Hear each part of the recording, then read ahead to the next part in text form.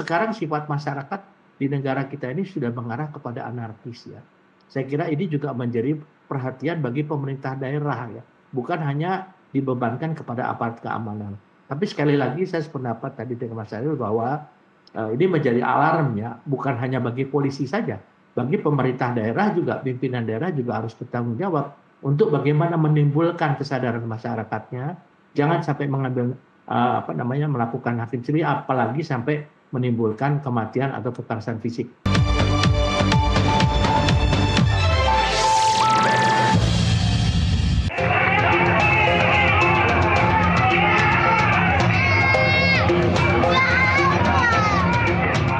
Rentetan aksi main hakim sendiri kembali menjadi sorotan. Dari Tabanan, Morowali hingga Menteng, orang yang baru dituduh melakukan kejahatan mengalami pengeroyokan, bahkan hingga kehilangan nyawa. Pemicu amarah massa pun beragam, mulai dari dugaan pencurian, penculikan, tindakan asusila, kecelakaan lalu lintas hingga konflik antar kelompok. Tuduhan yang belum terverifikasi dapat dengan cepat menyulut kekerasan. Kami memahami keresahan masyarakat atas adanya kasus kehilangan ternak.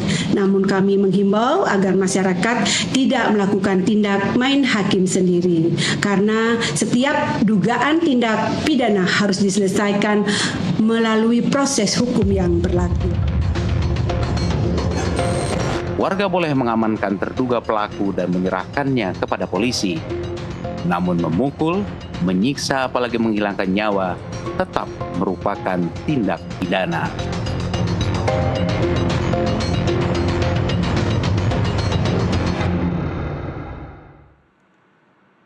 Pemirsa, rentetan aksi main hakim sendiri di Tabanan, Morowali hingga Menteng kembali menelan korban jiwa. Tuduhan yang belum terbukti seketika berubah menjadi vonis jalanan saat massa mengambil alih peran aparat dan pengadilan. Mengapa kekerasan semacam ini terus berulang?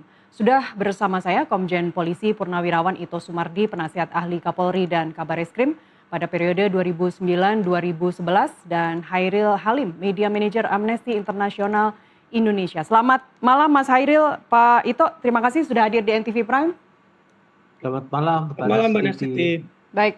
Kita tentu semua sangat terenyuh ya Pak Ito, Mas Hairil, melihat video anak korban main hakim sendiri yang di Tabanan, Bali menangis begitu menyayat hati begitu melihat jasad ayahnya.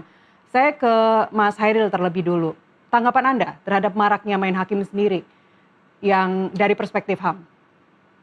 Oke, kalau dari perspektif HAM sendiri, main hakim sendiri itu adalah suatu bentuk pelanggaran HAM. Bahkan kita melihat itu pelanggaran HAM yang sangat serius dan melanggar berbagai hak. Salah satu yang pertama adalah yang kita lihat di kasus Tabanan dan di kasus Morowali maupun di Menteng, itu pelanggaran hak untuk hidup. Hak hidup ini hak yang fundamental yang tidak bisa dibatasin maupun dikurangi dalam kondisi apapun. Kedua, hak yang dilanggar adalah hak untuk terbebas dari penyiksaan maupun bentuk perlakuan tidak manusiawi lainnya. Dan ketiga, mungkin yang perlu kita tekankan juga adalah pelanggaran hak untuk mendapatkan proses hukum yang adil. Mereka-mereka yang dituduh melakukan tindak pidana itu harus menjalani proses hukum yang adil tanpa didahului oleh tindak kekerasan yang mengakibatkan mereka itu sebenarnya tidak sampai pada proses pengadilan. Jadi kami mencatat ada 3 hak tersebut yang dilanggar dalam hal kejadian main hakim sendiri, dan tentunya ini kami sangat menyayangkan dan menyesalkan. Kasus di Tabanan sendiri kita melihat ini sangat miris. Satu ekor ayam senilai dengan nyawa manusia. Jadi ini tidak boleh diabaikan dan harus menjadi perhatian serius bagi negara, khususnya pemerintah dan penegak hukum. Oke, Pak Ito, baik. Pak Ito, ini apa namanya ya Pak Ito kalau bukan alarm polisi untuk harus berbenah? Ya, baik Mbak. Pertama, negara kita ini kan negara hukum ya. Semua tentunya apapun alasannya itu tidak dibenarkan. Meskipun sekarang tentunya saya juga ingin menyampaikan tidak mungkin setiap jengkal ya lokasi itu harus diawasi atau terawasi oleh polisi. Dan sekarang kan kalau kita lihat ya, fenomena main hakim sendiri ini yang sangat marak atau dikenal dengan vigilantisme ya terhadap pelaku kejahatan ini umumnya bersumber dari krisis kepercayaan terhadap aparat penegak hukum, ada lagi faktor psikologi, ada lagi faktor sosial, ekonomi, dan budaya masyarakat setempat. Saya pernah berdinas di Bali waktu setelah bom Bali. Di sana juga tentunya masyarakat Bali selama ini juga tidak dikenal dengan main hakim sendiri. Dan mungkin apapun juga alasannya, ya mungkin kalau di Bali itu mengambil ayamnya juga harganya bisa ratusan juta ya Pak ya. Kayak biasanya ayam sabu, tapi kan ini tidak bisa dibenarkan. Nah, kembali kepada masalah tadi ketidakpercayaan masyarakat, faktor sosial, ekonomi, kemudian faktor psikologis, akan sangat mudah masyarakat terpicu dengan stigma seorang penjahat. Jadi kalau sudah dikatakan ada maling gitu, ya mereka otomatis masyarakat menganggap orang itu adalah orang yang memang harus dilakukan tindakan kekerasan. Ya, ini mungkin yang bagi kepolisian mungkin kalau ada di tempat tidak mungkin itu bisa terjadi. Nah, tapi kan kembali lagi bahwa apa yang sekarang terjadi adalah bahwa kemampuan dari kepolisian itu untuk mengcover setiap jengkal lokasi di mana kemungkinan terjadi kejadian itu adalah sangat terbatas. Kembali kepada sifat masyarakat yang kembali ke contoh Tabanan Bali tadi, Pak Ito. Kembali ke contoh Tabanan Bali tadi. Tokoh masyarakat di sana sudah mengatakan bahwa ada serangkaian kasus pencurian ayam dan itu sudah berlangsung 1 hingga 2 bulan sampai ratusan ayam yang hilang. Mereka juga sudah melapor ke polisi. Dan kalau kembali kita melihat kacamata dengan sudut pandang masyarakat Bali, kontrol sosial informal di sana sangat kuat, Pak Ito. Anda juga pasti tahu karena pernah bertugas di sana. Bagaimana mungkin laporan itu tidak ditindaklanjuti oleh polisi? Yang tadi di awal Anda mengatakan bahwa kepercayaan kepada polisi memang sudah turun gratis di masyarakat. Hingga main hakim sendiri seperti ini sudah terjadi marak belakangan ini. Apa yang terjadi khusus kalau kita melihat kacamata Bali? Ya, saya melihat di sana kan ada namanya pecalang ya. Pecalang itu adalah polisi adat ya. Kemudian juga saya pernah di sana melihat bahwa polis rasio di sana adalah apalagi sekarang beda. Bali sekarang zaman pada saat bom Bali pertama itu sangat beda situasinya. Nah, kemudian kalau di sana saya dikatakan bahwa memang ada beberapa kasus pencurian yang sudah dilaporkan. Tentunya kan kita kalau tidak tertangkap tangan, Mbak, itu memerlukan satu penyelidikan. Dan sehingga kita juga belum bisa menentukan siapa pelakunya, di mana tempat tinggalnya, dan kebetulan almarhum itu atau yang menjadi korban amuk massa itu adalah ditangkap oleh masyarakat sendiri ya. Jadi saya kira mungkin di sini faktor daripada kelalaian daripada pihak kepolisian juga mungkin menurut saya juga memang bukan menjadi satu faktor utama, karena saya juga sudah bicara dengan Polda Bali untuk kasus ini. Kebetulan saya juga mengenal Pak Kapoldanya dan beliau mengatakan laporan-laporan masyarakat itu tentunya ditindaklanjuti dengan proses penyelidikan.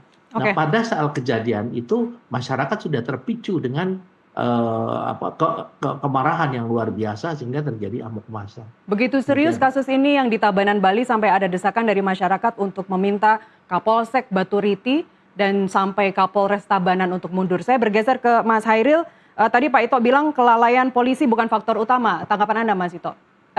Mas Hairil. Sebenarnya tugas penegak hukum itu melakukan pemantauan terhadap situasi Kamtipnas. Memang benar apa yang disebut Pak Ito tadi bahwa tidak setiap jengkal polisi mengetahui. Cuman polisi harusnya memiliki program preventif di masyarakat. Ya.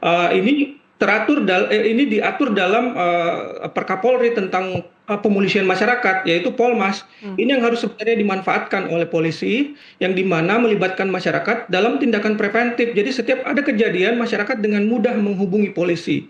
Jadi kita lihat kasus Tabanan sendiri itu ada jeda 30 menit sebelum korban itu meninggal dunia dipukul oleh massa. Jadi ada jeda 30 menit. Mungkin pertanyaan kita bagi orang awam adalah kemana penegak hukum dalam proses waktu tersebut? Apakah tidak ada polsek terdekat dari TKP? Apakah masyarakat memang tidak ada yang melaporkan kepada polisi ataukah memang masyarakat ada yang melaporkan kepada kepolisian namun tidak mendapatkan respon? Ini sebenarnya pertanyaan-pertanyaan yang harus dijawab. Jadi memang harus ada langkah preventif di masyarakat sekaligus memberikan edukasi terhadap masyarakat tentang pentingnya penegakan hukum itu dilakukan oleh lembaga penegak hukum bukan oleh masyarakat. Ini juga menunjukkan sebenarnya betapa rendahnya kesadaran hukum masyarakat kita itu sendiri. Masyarakat itu memiliki kecenderungan untuk melakukan proses hukum secara instan karena kurangnya kepercayaan terhadap lembaga penegak hukum, kurangnya kepercayaan terhadap lembaga yudisial, yang di mana hampir setiap hari mereka disuguhi berita-berita tentang penegak hukum terlibat masalah hukum, penegak hukum terlibat korupsi, dan juga banyak berita-berita yang menyebutkan bahwa banyak laporan-laporan yang diberikan masyarakat kepada polisi itu tidak ditindaklanjuti, dan bahkan ada serangkaian kepercayaan di masyarakat bahwa laporan mereka tidak ditindaklanjuti ketika tidak ada uang pelicin dan segala macam hal-hal seperti itu yang menimbulkan tergerusnya kepercayaan masyarakat terhadap penegak hukumnya sendiri, dan Ya. ini harus menjadi alarm serius bagi kepolisian. Alarm serius bagi kepolisian, setuju. Preventif polisi pun juga yang dimaksud di sini bukan ketika kekerasan terjadi, kemudian ada korban atau sebelum jatuh korban, tapi jauh sebelum itu ada penyuluhan hukum, ada membaur dengan masyarakat, ada mapping daerah-daerah rawan, kemudian juga ada respons cepat. Respons cepat ini yang dinilai lambat, Pak Ito. Iya, kita kan sudah ada namanya kanal 110, kemudian pengaduan masyarakat. Ya, saya ketahui bahwa ini belum dimanfaatkan sepenuhnya oleh masyarakat, Mbak, ya. Tapi betul yang disampaikan Mas Chairul tadi bahwa yang paling dominan saat ini adalah bahwa kepercayaan masyarakat terhadap kinerja polisi, jaksa, hakim dalam menangani perkara secara adil, cepat, dan transparan ini masih sangat rendah. Bahkan muncul persepsi proses hukumnya itu saat ini adalah lamban, berbelit-belit, dan sering berujung pada hukuman ya yang dianggap itu tidak memberikan efek jera atau tidak setimpal dengan kejahatan yang dilakukan. Sehingga muncul tagar bahwa percuma lapor polisi ya di beberapa media sosial menimbulkan kekecewaan ya, baik terhadap kasus-kasus yang terjadi di Bali maupun di. Nah, sekarang kalau dikatakan bahwa bagaimana kita upaya preemptif. Preemptif itu kita menggalang kepada masyarakat untuk menghidupkan kembali yang namanya siskamling. Tapi adakah siskamling saat ini? Nah, kita lihat ini kembali tadi, Pak, faktor sosial ekonomi ya dan psikologis masyarakat, mereka itu sudah enggan, banyak pos-pos yang mungkin dulu diisi pos kamling saat ini kosong ya. Jadi sekarang kita juga melihat ini menjadi satu pembelajaran. Saya setuju ya bahwa ini pembelajaran yang harus dikaji mengapa ini bisa terjadi, dan kalau soal ada tindakan kepada pimpinan kepolisian setempat itu pasti ya. Pasti saya dengar juga nanti akan ada satu pemeriksaan oleh Propam mengapa ini bisa terjadi di sana. Tapi tentunya kita tidak bisa cepat-cepat mengambil satu kesimpulan. Karena apa? Karena tentu ini juga kan bagi masyarakat bisa menangkap dan menyerahkan kepada pihak kepolisian. Kenapa tidak dilakukan itu? Mengapa harus sampai menganiaya sampai meninggal dunia? Dan saya yakin orang-orang yang melakukan itu juga belum tentu orang-orang yang terlibat dengan kasus itu gitu. Jadi sekarang sifat masyarakat di negara kita ini sudah mengarah kepada anarkis ya. Saya kira ini juga menjadi perhatian bagi pemerintah daerah ya. Bukan hanya dibebankan kepada aparat keamanan. Tapi sekali lagi saya sependapat tadi dengan Mas Chairul bahwa ini menjadi alarm ya, bukan hanya bagi polisi saja. Bagi pemerintah daerah juga, pimpinan daerah juga harus bertanggung jawab untuk bagaimana menimbulkan kesadaran masyarakatnya. Jangan sampai mengambil melakukan hakim sendiri, apalagi sampai menimbulkan kematian atau kekerasan fisik. Tangkap, serahkan kepada kepolisian. Kalau memang tidak, ada jalur yang bisa disampaikan melalui laporan pengaduan kepada Propam, sehingga kinerja polisi ini juga bisa akan diperbaiki melalui sidang kode etik. Baik, demikian Mbak Nasi. Polmas atau pemolisian masyarakat ini kan juga menjadi kritik dari Kompolnas, Pak Ito. Selain tadi aksi cepat atau respon cepat, kemudian juga kasus harus diakselerasi, diungkap cepat agar mendapat kepercayaan kembali dari masyarakat, kemudian juga patroli yang ditingkatkan terutama di daerah-daerah rawan begitu. Sekaligus menjawab kritik dari Kompolnas, saya juga ingin tanyakan bahwa ketika Polmas itu Pak Ito sudah diatur dalam Perkapolri nomor 1 tahun 2021, lantas siapa yang harus menindaklanjuti? Siapa yang harus di situ diatur tegas bahwa masyarakat sebagai mitra dalam pencegahan? Dan KUHAP juga menguatkan hal itu bahwa tindakan paksa harus berada dalam koridor hukum. Aturan hukum kita sudah ketat, aturan hukum kita sudah indah di atas kertas, lantas merujuk kepada Perkapolri nomor 1 tahun 2021. Siapa yang harus menindaklanjuti? Nah, kalau namanya sistem, seluruh anggota kepolisian itu harus menindaklanjuti. Sekarang masalahnya objeknya siapa? Polmas, kan masyarakat. Kembali kepada masyarakat, mau tidak untuk mereka misalnya melakukan penjagaan di wilayahnya sendiri, kemudian saling untuk bagaimana mengingatkan atau menjaga lingkungannya. Kan tadi saya sampaikan Mbak, bahwa sekarang dengan keberadaan kepolisian itu yang mungkin jumlahnya jauh dari memadai ya, dari police ratio itu kita masih jauh. Kemudian kita lihat di sana adalah tergantung daripada daerahnya. Daerah di negara ini kan di setiap negara Indonesia ini masing-masing beda stereotip masyarakatnya. Ada yang daerah yang memang rawan kejahatan, ada juga daerah yang mungkin dari tingkat kejahatannya tidak tinggi atau rendah ya. Dan di sana kalau yang rawan kejahatan membuat masyarakat kadang-kadang mereka gemas ya, secara psikologi tadi saya sampaikan. Ya. Nah, saya kira kalau namanya sistemnya Polmas itu ya bagus-bagus saja sistemnya ya, tujuannya baik, tetapi kan yang menjadi objeknya adalah masyarakat. Jadi masyarakatlah sebagai subjek itu tentunya kita berharap bisa menjalankan apa yang diharapkan oleh kepolisian melalui sistem kepolisian masyarakat ini. Baik. Demikian, Pak. Mas Hairil, sejauh mana ya negara harus ikut bertanggung jawab ketika kekerasan massa seperti yang kita lihat belakangan ini terjadi karena aparat yang terlambat hadir atau gagal dalam mencegah eskalasi sehingga berujung korban hingga meninggal? Jadi tanggung jawab negara yang paling pertama yang harus dilakukan adalah membuka proses hukum terhadap para pelaku.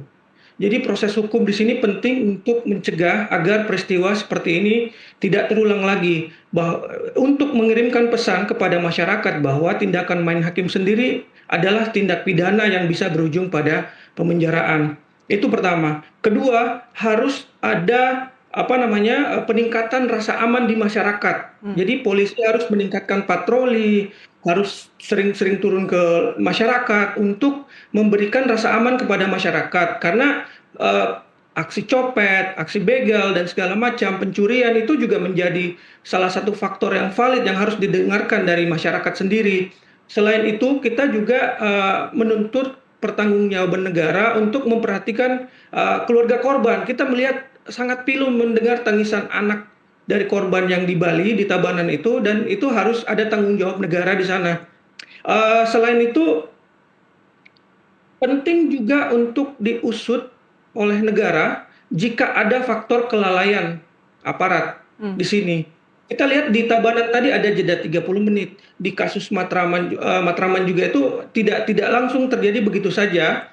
Namun ada proses, pertama ada proses geber-geber motor dan juga ada proses perusakan gerobak dan juga ada proses pencarian. Itu kan ada proses, ada waktu di sana. Kemana kita patut bertanya kemana penegak hukum dan apakah di sini terdapat kelalaian. Jika memang ada kelalaian yang dilakukan oleh aparat, harus ada proses hukum yang tegas juga agar kedepannya aparat ini tidak melakukan kelalaian lagi. Itu yang paling penting menurut saya, Mbak. Ya, pertanggungjawaban tidak hanya kepada pelaku, tapi juga kepada kemungkinan ketika ada aparat yang dianggap lalai, termasuk juga yang nonton dan merekam ya. Ya, masyarakat juga harus dimintain sebenarnya dididik untuk tidak hanya menonton ketika terjadi aksi amuk massa seperti itu. Masyarakat bisa dididik untuk segera melaporkan hal ini kepada penegak hukum ataupun tokoh masyarakat setempat bisa dilibatkan juga ketika terjadi amuk massa seperti ini. Tapi masalahnya di hari ini Mas Hairil, no viral no justice. Jadi yang merekam itu sepertinya lebih banyak, lebih bagus untuk disiarkan begitu ya. Saya ke Pak Ito, Kapolda Bali juga sudah begitu menaruh perhatian yang besar terhadap kasus yang di Tabanan ini. Apakah mungkin nantinya sampai ke pertanggungjawaban ketika tadi terbukti ada kelalaian dari petugas? Ya pasti, Mbak. Di dalam organisasi kepolisian itu kita ada namanya pengawasan internal. Itu kan ada Propam, ada Itwasum, terutama Propam. Tentunya di sini saya yakin Polda Bali mereka sudah bergerak untuk melakukan penyelidikan ya, mengapa kasus ini bisa terjadi, kemudian juga bagaimana dengan tanggung jawab aparat kepolisian yang berada di sana. Kemudian juga pendalaman, apakah selama ini ada upaya-upaya preventif yang dilakukan, misalnya melakukan patroli secara rutin ya. Meskipun saya tahu betul kalau namanya patroli secara rutin itu juga kadang-kadang terkendala dengan anggotanya juga harus menangani satu kasus ya. Karena memang kita sangat terbatas apalagi di Polsek ya. Tapi saya kira begini Mbak, kalau untuk para pelaku amuk massa ini, itu juga ada pasal-pasal KUHP yang bisa dikenakan, misalnya pasal 170, misalnya pasal 351 KUHP, sampai dengan pasal 338 kalau menyebabkan kematian ataupun orang-orang yang menonton bisa dikenakan turut serta pasal 55 sampai 57. Nah, hal ini tentunya untuk kasus-kasus yang sekarang terjadi agar tidak terjadi kembali dan menyadarkan masyarakat bahwa ada konsekuensi hukum apabila mereka melakukan vigilantisme tadi atau main hakim sendiri itu, saya kira ini yang harus bisa ditunjukkan kepada masyarakat bahwa kita harus memproses, dan saya dengar sudah ada beberapa yang sudah dilakukan, diamankan dan untuk diproses secara hukum. Nah sekarang yang fenomena sedang muncul justru pemerintah daerah ya, atau aparat pemerintah daerah, ada yang mengiming-imingi hadiah. Itu kan sama saja dengan memberikan satu kesempatan bagi masyarakat seperti berlomba-lomba untuk bisa melakukan tindakan main hakim sendiri. Anda mendukung Pak Ito? Sendiri. Oh, kalau saya sangat tidak mendukung ya, karena bagaimanapun juga kan pimpinan daerah justru harusnya memperkuat bagaimana pengamanan di daerahnya, bukan menganjurkan kepada masyarakatnya itu supaya bisa melakukan tindakan main hakim sendiri. Saya kira ini hal yang bagi saya juga perlu memberikan perhatian ya. Meskipun tujuannya baik ya, saya yakin tujuannya baik dalam rangka supaya orang akan takut ya. Ya, kalau dengan ada ini kan orang akan berburu. Tetapi kan seberapa mampu kita bisa menjaga emosi daripada masyarakat itu sehingga tidak terjadi tindakan kekerasan bahkan yang berujung kepada kematian. Saya kira iming-iming hadiah itu menurut saya juga secara di negara hukum itu sudah sangat tidak benar ya. Iya, tapi didukung oleh Kapolda Jawa Barat Pak Ito. Ya mungkin itu tindakan spontan, tapi saya yakin bahwa pimpinan daerah juga kan memang sekali lagi tujuannya baik, misalnya diberikan kepada kesempatan kepada masyarakat tapi tidak boleh dilakukan tindakan kekerasan ya, misalnya ditangkap kemudian diserahkan ke kepolisian, itu pun juga sulit. Seperti pelaku begal Pak, mereka itu kalau mau ditangkap akan melawan, punya senjata kan, pasti akan terjadi kekerasan, bahkan masyarakat yang diiming-iming hadiah itu bisa menjadi korban juga kan. Ya. Nah hal yang demikian tentunya harus dipikirkan secara matang. Baik, justru Mas Hairil kita malah berpandangan sayembara itu seperti tamparan ya buat polisi ya, sindiran buat polisi sebenarnya. Baik, kita lanjutkan di segmen berikutnya Mas Hairil dan Pak Ito, kita kembali setelah jeda azan maghrib berikut ini, pemirsa tetaplah bersama kami.